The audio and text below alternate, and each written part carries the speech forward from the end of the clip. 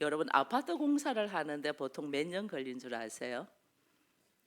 49층에 제가 일산에 있는 아파트를 49층을 분양을 받아서 해보니까 3년 반이 걸렸거든요. 보통 한 15층은 한 2년 정도, 49층을 하는데 3년 반 정도 걸렸어요. 근데 이렇게 집을 지을 때에 여러분 설계도나 도면이 먼저 나올까요? 아니면 땅부터 팔까요? 설계도나 도면이 있어야 돼요. 3년 반, 2년 정도 걸리는 어떤 일도 반드시 정확한 설계도가 먼저 나오고, 그 다음에 이 설계도를 가지고 일단은 허가를 받고, 나중에는 이 정말 설계도대로 제대로 지어졌나를 나중에는 어떻게 준공검사를 또 받아요. 준공검사를 받고 합격이 되어야만이 그 집을 사용할 수가 있거든요. 그러면 우리의 인생을 하나님이 보시기에 좋은 모습으로 세우는 데는 몇 년이 걸릴까요? 몇 년 걸릴까요? 우리가 하나님 보시기에 좋은 모습을 세운, 어떤 사람은 한 10년이 걸릴 수도 있고 어떤 사람은 한 50년도 걸릴 수 있어요. 그죠? 이렇게 오랜 기간이 걸리는 작품에 설계도가 있을까요, 없을까요? 여러분, 우리 인생에 설계도가 있을까요, 없을까요? 반드시 있어요. 2년, 3년 걸리는 공사도 설계도가 있고, 그 설계대로 집을 지은 날을 준공을 하고 합격이 돼야만이 되거든요. 근데 우리 인생이 하나님이 보시기에 좋은 대로 세워지는 데는 짧아야 10년이에요. 보통 30년. 그 다음에 모세도 40년, 그 앞에 40년, 80년이 걸렸거든요. 그런데 오늘 나의 인생이 하나님이 보시기에 좋은 대로 세워지는 데는 반드시 설계도가 있다는 거예요. 이 설계도가 있는 것을 모르니까 우리가 인생을 설계도를 찾으려고 안 하고 그걸 먼저 찾아야 되거든요. 그걸 안 하고 막 땅부터 파는 거야. 땅부터 파니까 이거 잘못됐네, 아니네, 또 요 땅 팔고, 또 아니네, 잘못됐네, 또 파고, 이렇게 반복을 하는 거예요, 우리 인생을. 이게 얼마나 잘못됐는가 몰라요. 근데 이 설계도를 하나님은 언제부터 설계도를 작성을 했냐면 창세전에 이미 작성했댔거든요. 창세전에. 이게 안 되니까 에베소서 1장 4절을 좀 열어주세요, 에미. 에베소서 1장 4절 올렸나요? 네. 에베소서 1장 4절 올리니까, 창세전에 그리스도 안에서 우리를 택하사 우리로 사랑 안에서 그 앞에 거룩하고 흠이 없게 하시려고. 5절도 한번 올려보세요. 그 기쁘신 뜻대로 우리를 예정하사 예수 그리스도로 말미암아 자기 아들들이 되게 하셨다. 이게 뭐예요? 하나님이 우리를 하나님의 아들들로 되게 세우시려고 하는 거예요. 그게 언제부터 계획된 거다? 창세전에 계획된 거예요. 창세전에. 근데 우리가 이걸 몰라.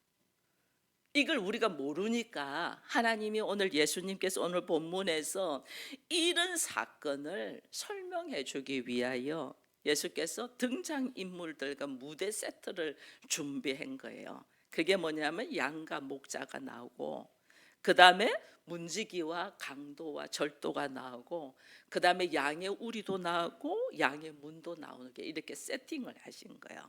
이렇게 해서 우리에게 설명하시는 거예요, 이 모든 문제를 가지고. 이 비유가 무엇을 말하는가 우리가 알아야지 오늘 하나님이 나를 어떻게 세워져 갈 것인가를 우리가 아는데, 이 비유를 도무지 들을 기가 없는 거예요. 그래서 제가 오늘 먼저 양의 우리가 있잖아요. 양의 우리에 대해서 먼저 이야기를 하면, 이 이스라엘 백성들, 유대인들은 목축을 했어요. 근데 이 사막에서 목축을 하잖아요. 싸나운 들짐승들이 너무나 많이 와요. 그러니까 어떻게 하냐면 동네에서 공동으로 양의 우리를 만들어요. 양의 우리는 마을 공동 소유야. 공동으로 만드는. 근데 거기에다가 문을 한쪽 면에다 문을 만들고 모든 마을에 있는 양들을 거기다 다 넣는 거예요. 다 넣어서 밤에는 누군가가 지켜야 되겠죠. 돌아가면서 지키는 거예요. 문 앞에서 한 사람씩 돌아가면서 문지기가 목자가 지키는 거예요. 그러면 양이 이 문으로 나가려고 하면 목자를 밟고 나가야 돼. 목자를 통하여 문지기를 통하여만 갈 수가 있는 거예요. 이게 동네가 한 동네에 전부 다 양의 무리 안으로 들어오도록 해놓은 거예요. 이 목자를 통과하지 아니하고는 밖으로 나가지를 못해요. 근데 이 양의 무리는 온 마을의 양들이 다 들어가 있는 거예요. 이 온 마을의 양들이 이렇게 들어가 있으니까, 근데 왜 이렇게 들어가 있으면 내 양을 어떻게 찾겠어요? 내 양은 물론 지금 우리는 뭐 귀에다가 표시를 하고 뭐 색깔을 입히고 이런 걸 하는데 양들은 청력이 굉장히 발달돼 있어요. 그래서 자기 목자의 음성을 알아. 여러분 짐승들은요 자기 주인의 발자국 소리도 아는 거 아시죠? 강아지를 키워보면, 우리는 어린 시절에 강아지가 있고 큰 개를 키웠거든요. 제가 학교에서 돌아오는데 저 멀리서부터 오는데 벌써 얘는 저의 발자국 소리를 알고 담 넘어 고개를 내밀고 막 반갑다고 이렇게 하거든요. 짐승들은 또 귀가 굉장히 예민한 거예요. 그래서 자기의 주인의 발자국 소리를 아는데 양은 주인의 음성도 알아. 심지어 냄새도 여러분 냄새로 알잖아요. 그들은 그래서 음성에서 아침에 자기 목자가 와서 이름을 불러. 요즘 뭐 강아지도 이름 뭐 두부다 뭐 이름 다 지어주잖아요. 그죠? 두부야 하고 부르면 달려오는 거예요.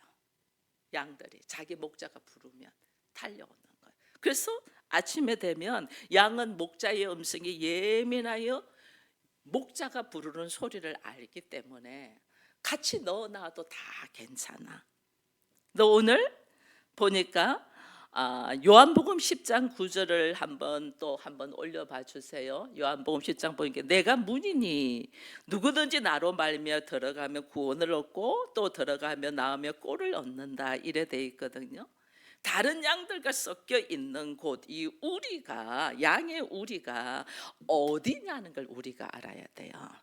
자, 양의 우리는 쌓아나온 짐승으로부터 보호하기 위해서 우리를 만들었어요. 그죠? 만들었는데 여기에는 누가 다 들어있어요? 모든 동네의 양들이 다 들어가 있어요.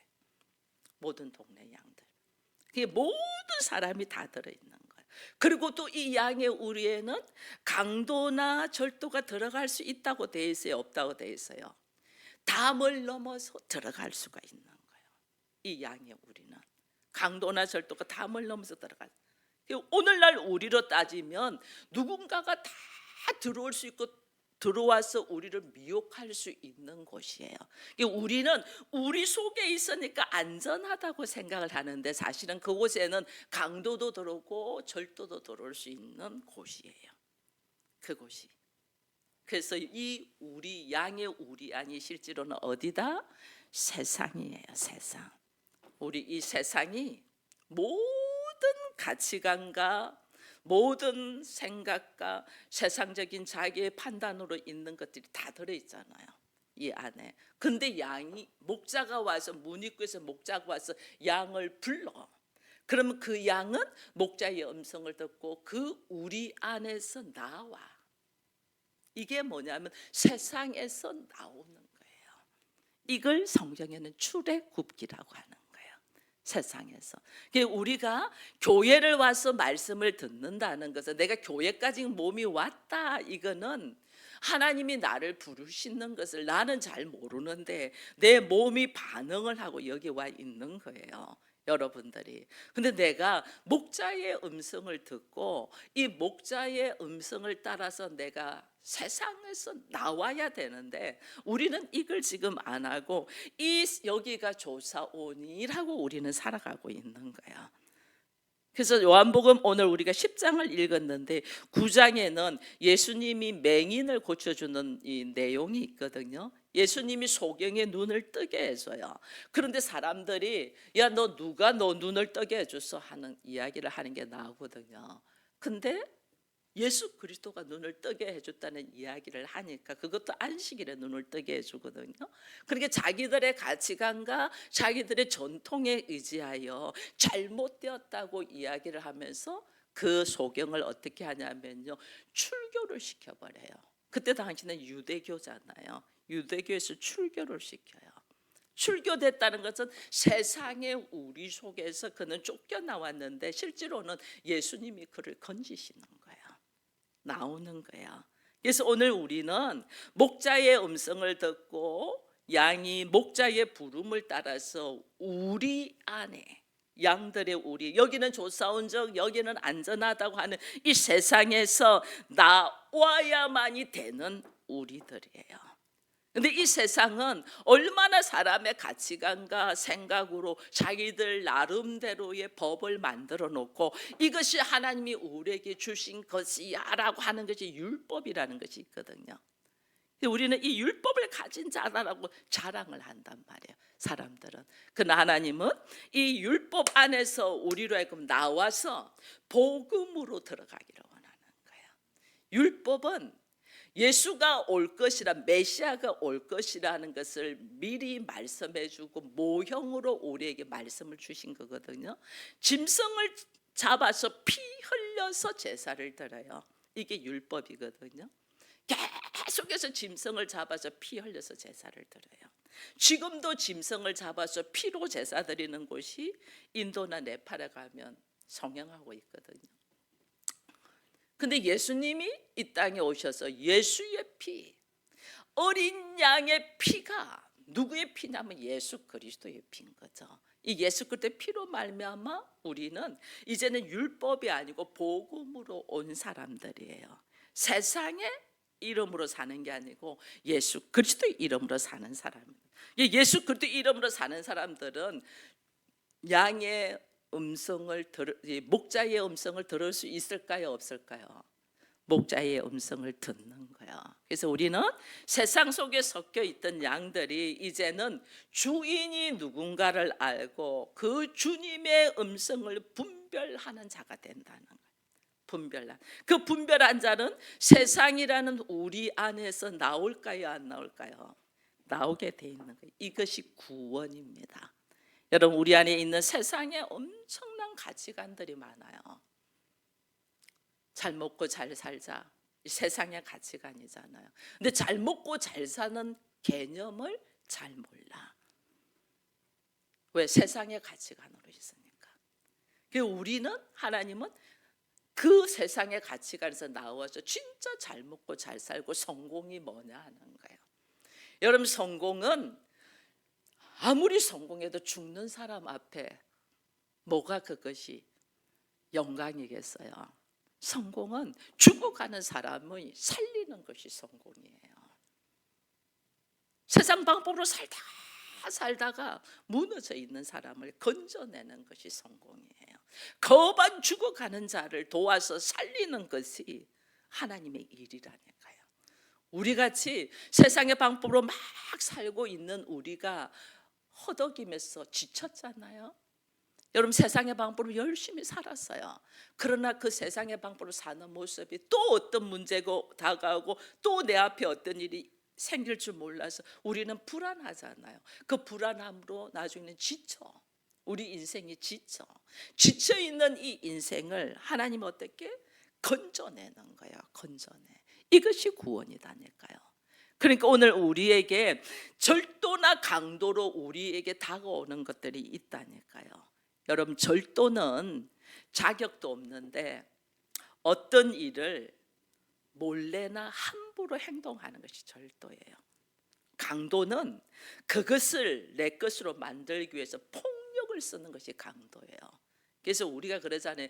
칼만 안 들었지 강도다 뭐 이런 이야기들 하잖아요. 이렇게 폭력을 쓰면서 내가 원하는 것을 취하는 자가 강도고, 절도는 내가 아무것도 할 줄도 몰라, 능력도 없어, 자격도 없어, 그런데 자기 방식대로 행해버리는 것이 절도예요. 그 자리에 앉을 어떤 것도 없는, 권한도 권리도 어떤 것도 없는 사람이 그걸 차지하는 것이, 이게 절도예요. 근데 우리 세상 사는 사람들의 모습을 보면 얼마나 절도를 많이 해요. 그러놓고 아닌 것처럼 이러잖아요. 그걸 덮으려고 얼마나 많은 일들을, 폭력을 행하는지 몰라요. 이게 강도예요. 강도.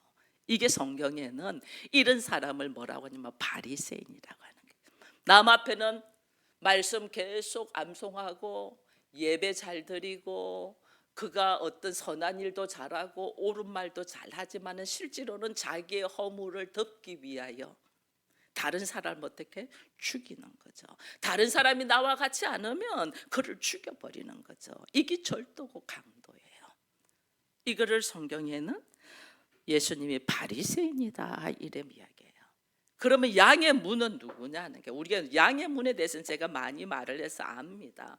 양의 문은 양들이 이제는 세상 밖으로 탈출할 수 있는 유일한 출구가 양의 문이거든요. 그죠? 이것을 성경에서는 구원에 이른 유일한 문이랬어요. 그게 사도행전 4장 12절에 나와 있거든요. 사도행전 4장 12절도 아마 띄울 거예요. 우리가 잘 아는 말씀입니다. 다른 이로서는 구원을 받을 수 없나니 천하 사람 중에 구원을 받을 만한 다른 이름을 하나님이 우리에게 주신 적이 없다. 양은 담을 못 넘어요. 강도나 절도는 담을 넘어서 양을 미혹하려고 들어오지만 양은 담을 못 넘어요. 양이 문을 통과해야만이 밖으로 나올 수 있거든요. 세상에서 내가 탈출하고 출애굽하고 나오려면 반드시 그 문을 통과해야 돼요.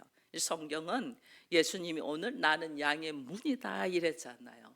예수를 통과해야만이 내가 나올 수 있어요. 여러분, 성경의 많은 구원의 역사 중에 하나가 노아의 방주를 이야기하거든요. 그 홍수로 모든 사람들이 죽어갈 때 노아의 방주 안에 있는 사람은 살았잖아요. 방주의 문이 몇 개일까? 우리 학생들 방주 안에 문이 몇 개 있을까? 대답을 아무도 안 하네. 방주 안에 문에는요, 옆으로는 없어요. 위로만 하나 있어요. 하늘로만 보게. 방주 안에 문이 하나예요. 여러분, 출애굽해서 하나님이 광야에다가 장막을 짓게 했어요. 장막. 그 장막도 문이 하나입니다. 유일하게 하나입니다. 하나님과 화목하고 하나님의 임재 안으로 들어갈 수 있는 길은 단 하나입니다. 우리가 하나님을 만날 수 있는 유일한 길은 단 하나단 말. 그게 뭐예요? 예수 그리스도라는 문이에요. 근데 이 예수 그리스도라는 문으로만 우리가 하나님을 만날 수 있고, 오늘 내가 풍요로운 삶을 살자라는 제목을 했어요. 이런 풍요로운 삶을 살려면 내가 어디 문을 통과해야 되냐면 예수 그리스도라는 문을 통과해야만이 내 삶이 풍요로운 삶을 살 수 있어요. 그래서 오늘 우리 주님이 뭐라고 하냐면 나는 선한 목자라 이랬잖아요. 선한 목자. 요한복음 10장 14절 15절도 한번 띄워줘 보세요. 나는 선한 목자다 그랬거든요. 내가 내 양을 알고 양도 나를 아는 것은 아버지께서 나를 알고 내가 아버지를 아는 것 같이 나는 양을 위하여 뭐한다? 목숨을 버린다. 여러분, 선한 목자는 양을 위하여 목숨을 버려요. 여러분, 우리 안에는 양이 목자를 위하여 있어요? 목자가 양을 위하여 있어요?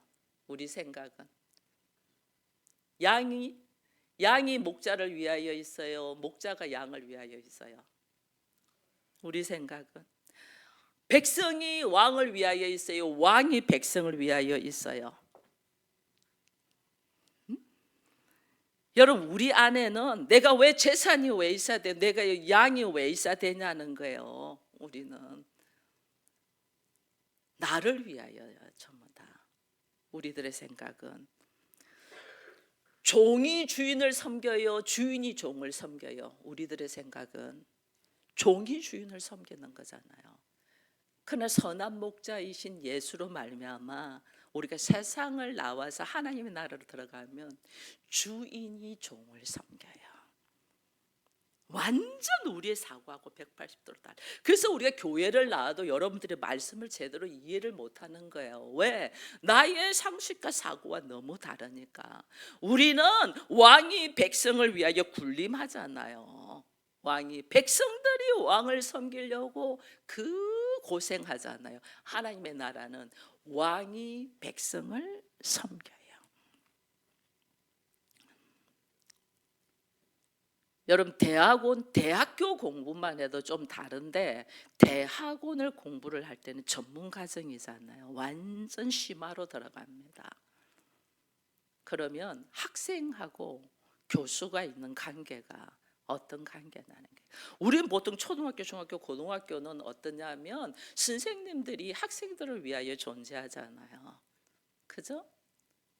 근데 대학원 정도의 수업을 공부를 할 때는 학생들이 선생을 위하여 있어요. 그 말 한마디에 꼼짝 못하고 다 들어요. 이게 세상의 세상. 실제로 선생은 왜 필요해? 교수는 왜 필요해요? 제자들을 위하여 필요한데 이게 뒤바뀌어 있는 세상이 오늘날 세상이에요. 완전 음악 전문으로 공부하신 분들은 다 알 거예요. 그 교수가 발표회 한번 하면 무슨 돈을 내서도 그게 다 참석하고 교수를 올려줘야 돼. 안 왔다가는 학점 안 나와. 죽도록 헌신. 그게 의사들한테도 굉장히 많이 나오잖아요. 어떤 과목도 전문으로 내가 전문이라는 것을 받으려면 얼마나 교수한테 종같이 헌신해야 되는지 모릅니다. 이게 세상 방법이에요. 그러나 하나님의 나라는 왕이 종을 위하여 섬기는 거예요. 왕이. 이게 세상과 하나님의 나라가 완전 바뀌었다니까요. 여기 있는 목사도 마찬가지예요. 여러분들이 저를 섬긴다 천만에요. 제가 여러분들을 섬겨야 돼요. 어떻게 하면 말씀을 이들이 받아 먹을까? 이 말씀을 제 스타일로 하면 너무너무 더 심화 있게 말씀을 드릴 수 있는데 여러분들이 받아 먹어야 되니까 어떻게 하면 먹을까? 여러분들이 이해가 될 수 있도록 하려고 하다 보니 계속 오랫도록 햇말도 하고 햇말도 하고 햇말도 하고. 왜?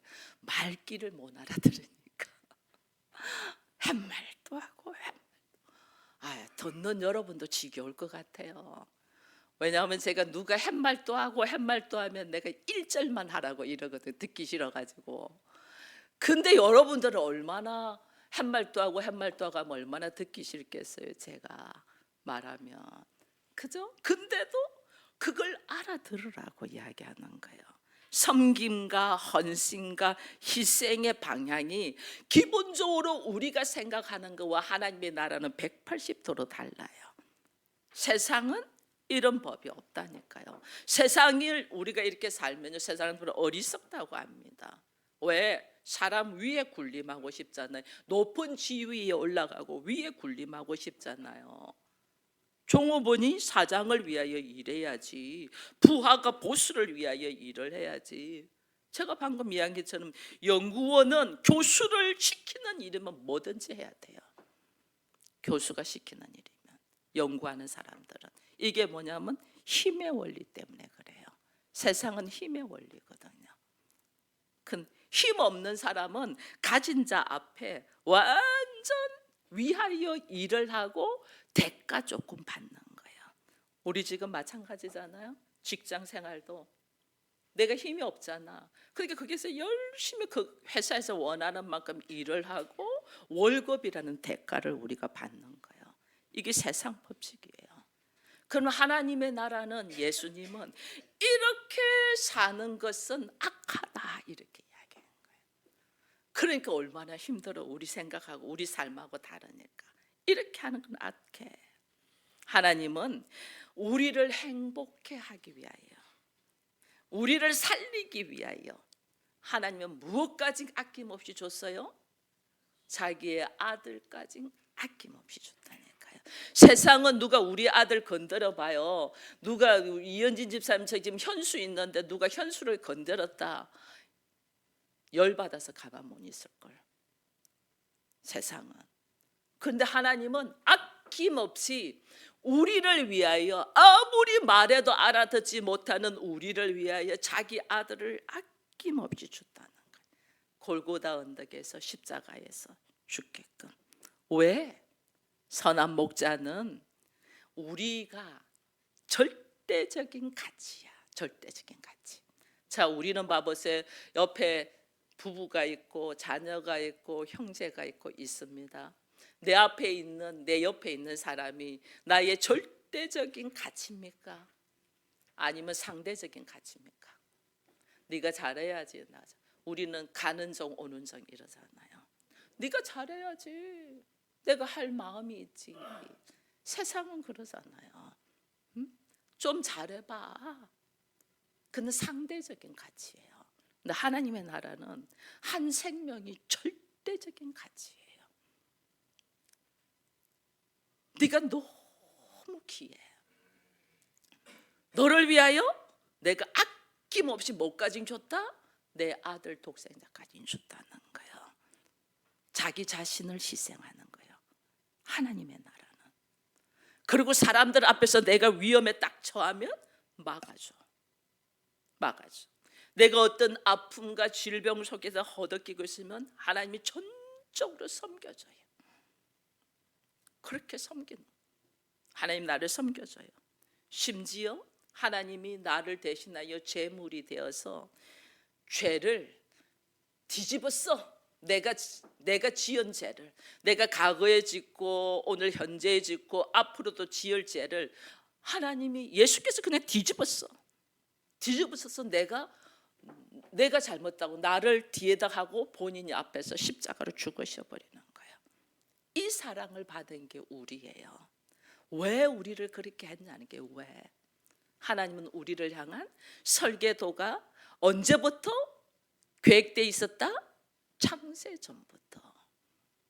나를 살리기 위하여, 나를 세우기 위하여, 나를 하나님의 자녀로, 하나님의 기쁨으로, 그리스도의 신부로 세우기 위하여 창세 전부터 계획한다는데 우리가 이걸 모르는 거예요. 이걸 모르니까 계속해서 딴 행동을 하고 내 앞에 있는 사람을 절대적인 가치로 안 보고 돈 잘 벌면 좋아하고 돈 안 벌어다 주면 욕하고 음식 잘 만들어 주면 좋아하고 어느 날 음식 안 해도 주면 집에서 뭐하고 있냐라고 말하고 자녀가 공부 잘하고 내 말 잘 들어주면 아이고 예쁘네 하고 자녀가 도통 내 생각하고 다른 방향으로 나가면 너는 어디서 나와가지고 내 속을 이렇게 뒤집어 놓냐. 어디서 나왔어요? 내 속에서 나왔는데. 우리가 그런다니까요. 이게 뭐냐면 절대적인 가치를 안 가지는 거예요.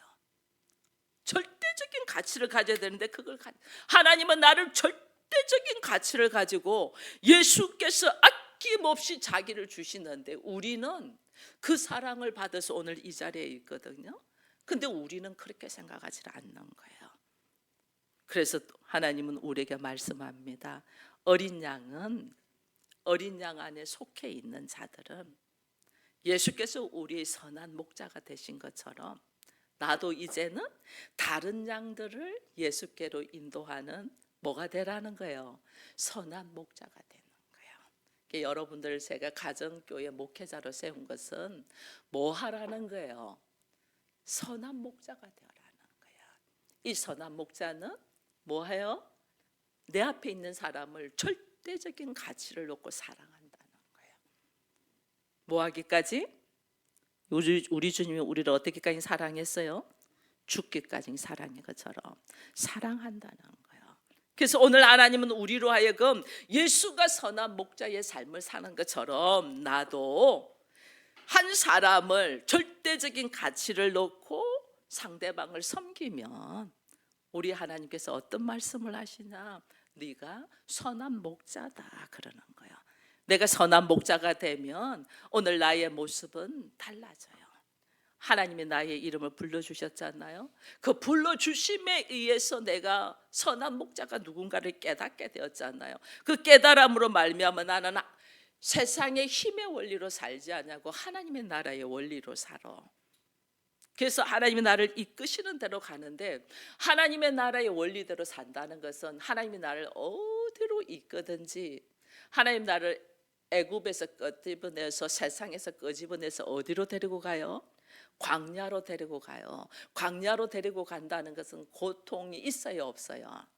수많은 고통이 있다는 거예요. 그렇게 있어도 나는 뭐 한다는 거예요? 불평하지 않고 따라간다는 거예요. 내가 세상의 힘으로 살지 않고 하나님의 나라의 원리로 사는 사람은 하나님 나를 광야로 이끈다니까. 하나님 교회 나왔다고 내가 조금 예배 좀 드리고 말씀 좀 내가 이제는 좀 사모하고 한다고 갑자기 뿅 하고 꽃길만 있는 게 아니에요. 그렇게 하면 내가 변화가 안 일어나요. 나를 하나님은 지금 새로 세우려고 하잖아요. 나를 하나님 창세주부터 계획해서 나를 세우려고 해요. 그리스도의 신부로 세우려고 해요. 그러려면 하나님께서는 엄청난 설계도를 가지고 그 설계도에서 어디로 가냐면 땅을 깊이 파잖아. 우리가 집을 짓는 보면 땅을 깊이 파잖아. 이게 고통스러워. 돌도 끄집어내고 거기에 있는 누가 버린 쓰레기도 끄집어내고 뭐하면 땅을 막 나의 속에 있는 것이 다 들추어 나와. 너무너무 괴로워. 그러니까 우리는 어떻게 해요? 이렇게 안 살고 왜 예수 믿고 하나님 앞에 나왔는데 더 괴롭냐, 더 힘든 일이 있냐, 이런데 그게 있어야 된다니까요. 그 내가 나를 어떻게 전부 다 내려놓는 과정인 거예요. 이렇게 할지라도 내가 주님 앞에 내 인생 맡깁니다 하고 딱 맡기면 그때부터 하나님이 뭘 그게 다 채우냐면 아주 질 좋은 시멘트와 함께, 그 다음에 튼튼하게 하기 위해 그게 자갈과 함께 여러 가지 모래와 함께 물로 섞어서 아주 기초공사가 튼튼히 되는 그 공사의 과정을 하나님이 하신다니까요. 근데 그 공사의 과정을 할 때는 다른 사람이 볼 때는 지금 저 뭐 하는 거야 이렇게 보여요.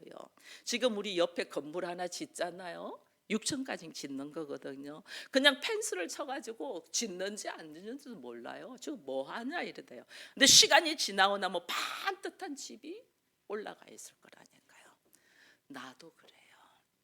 하나님의 설계도가 있는데 오늘 내가 반듯한 모습으로 그리스도의 신부로 서기까지는 오랜 세월과 시간이 걸쳐서 하나님이 나를 이끄신단 말이에요. 그 이끄실 때 우리가 불평하고 불만하는 것이 아니고 하나님 나를 어디를 이끄시든지 간에 주와 함께 동행하는 은혜가 있기를 축원드립니다. 이것이 다윗이 이 은혜를 받고 쓴 시가 시편 23편이에요. 그래서 여러분 마지막으로 시편 23편만 같이 읽고 여러분 마치도록 하겠습니다. 햄이 여호와는 나의 목자시니 내가 부족함이 없으리로다. 그가 나를 푸른 초장에 누이시며 쉴만한 물가로 인도하시는도다. 내 영혼을 속행시키시고 자기 이름을 위하여 의의 길로 인도하시는도다. 내가 사망의 음침한 골짜기를 다닐지라도 해를 두려워하지 않을 것은 주께서 나와 함께 하심이라. 주의 지팡이와 막대기가 나를 안위하시나이다. 주께서 내 원수의 목전에서 내게 상을 베푸시고 기름으로 내 머리에 바르셨으니 내 잔이 넘치나이다. 나의 평생의 선하심과 인자하심이 정녕 나를 따르느니 내가 여호와의 집에 영원히 거하리로다. 아멘. 이 고백과 함께 우리의 삶이 풍성한 삶으로 살아갈 수 있는 우리가 되기를 축원드립니다.